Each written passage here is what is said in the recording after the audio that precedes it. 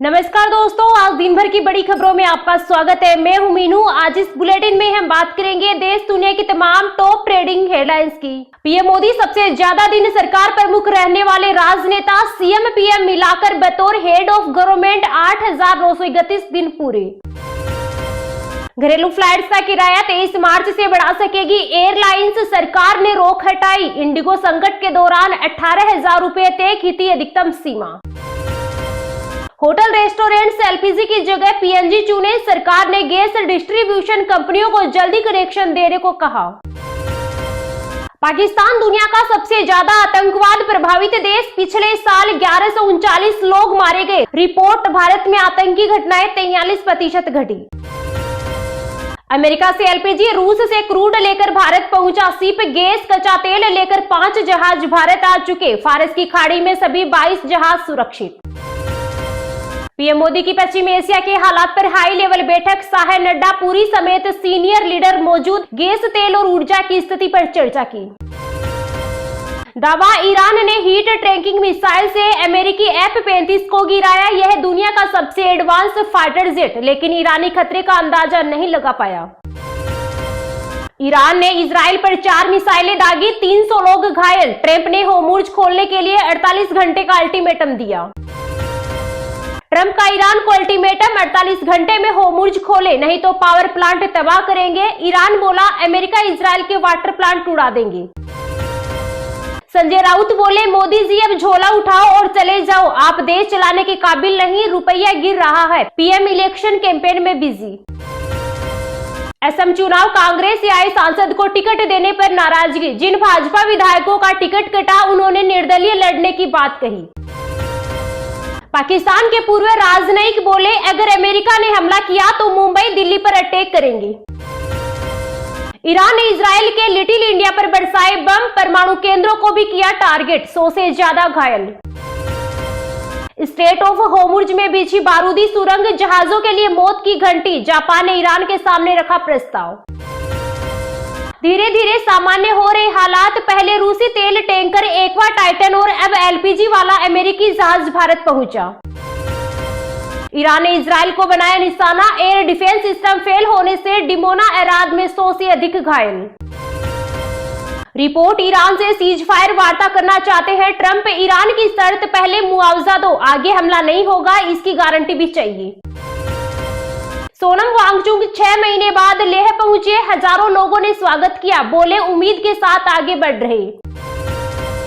यरूशलेम स्थित अल-अक्सा मस्जिद के करीब गिरी ईरानी मिसाइल, 60 साल के इतिहास में ऐसा पहली बार, नहीं पढ़ी गई नमाज। राजस्थान, बंगाल समेत 12 राज्यों में बारिश का अलर्ट। यूपी, बिहार, दिल्ली में घना कोहरा, हिमाचल में 5 दिन से बर्फबारी। ईरान ने यूएई पर दागी 4 बैलिस्टिक मिसाइलें। ईयू की विदेश नीति के प्रमुख ने की अब्बास अरागची से चर्चा। आक्रामकता बर्दाश्त नहीं, ईरान के खिलाफ सऊदी अरब का बड़ा एक्शन। ट्रंप की चेतावनी के कुछ घंटों बाद ईरान का पलटवार, मार गिराया दुश्मन का F-15 वीडियो जारी किया। ईरान का लंबी दूरी का शक्ति प्रदर्शन, 4000 किलोमीटर दूर अमेरिकी ब्रिटिश बेस बना निशाना। टॉप 10 मंदिरों के पास 9 लाख करोड़ रुपए की संपत्ति। तिरुपति बालाजी दुनिया का तीसरा सबसे अमीर धर्मस्थल। प्रेगनेंसी में वर्क फ्रॉम होम नहीं दिया, 200 करोड़ रुपए जुर्माना। डिलीवरी के बाद बच्चे की मौत हुई। ईरान ने एराद पर दागी मिसाइलें, 80 से ज्यादा लोग घायल। इलाके का दौरा कर नेतन्याहू बोले, हम दुश्मन को कुचल रहे। होर्मुज जल डमरू मध्य को फिर से खोल दे। पश्चिम एशिया संकट के बीच दुनिया के 22 देश हुए एकजुट। इजराइल के न्यूक्लियर सिटी डिमोना पर ईरान का हमला, बच्चे सहित 47 लोग घायल। लश्कर कमांडर की हत्या के बाद खौफ में आतंकी नेटवर्क, पाकिस्तान में बीते 2 साल में 15 से ज्यादा आतंकी ढेर। सीजीआई बोले, एआई जुडिशियरी को मजबूत करने में मदद करे, डेटा रिकॉर्ड संभाले, पैटर्न पहचाने, लेकिन फैसले सुनाने के काम में दखल न दे। ईरानी युद्ध के बीच हादसा या खतरनाक अटैक, सेना का हेलीकॉप्टर बुरी तरह से क्रैश। राजस्थान में बारिश, ओलावृष्टि से फसल बर्बाद, जीरा काला पड़ा, खेतों में सड़ने लगा गेहूं। ईरान की मिसाइलों की नई खेप से इजराइल दहला, आयरन डोम भी पड़ा फेल, कई शहरों में धमाके। श्रीलंका में पेट्रोल डीजल 81 रुपए तक महंगे, पेट्रोल 398 रुपए और डीजल 382 रुपए लीटर हुआ। अमेरिका, इजराइल और ईरान जंग का असर। ईरान ने इजराइल के न्यूक्लियर सिटी पर दागे मिसाइल, यहां है न्यूक्लियर प्लांट। बंगाल चुनाव में बीजेपी का आध्यात्मिक डाउन, साधु संत और पुजारियों को दिए टिकट। पीओके में जिहादी संगठनों का नया पेंतरा, शिक्षा के नाम पर बच्चों को बना रहे आतंकी, गरीब परिवारों को दे रहे मुफ्त राशन। भारत की विदेश नीति पर केरल के मुख्यमंत्री पिनराई विजयन का हमला, कहा अमेरिका के प्रभाव में काम कर रही है सरकार। ईरान तनाव के बीच मुस्लिम देशों की सक्रियता बढ़ी, रियाद में हुई 4 देशों की अहम बैठक। ईरान युद्ध में नया मोड़, स्टेट ऑफ होर्मुज के पास पहुंची परमाणु से चलने वाली खतरनाक पनडुब्बी। धुरंधर 2 ने दुनिया भर में 500 करोड़ रुपए कमाए, तीसरे दिन 113 करोड़ रुपए का कलेक्शन किया। अब ईरान ने धमकाया, हमारे ऊर्जा प्लांट पर हमला हुआ तो यूएस एनर्जी और आईटी सिस्टम को बनाएंगे निशाना।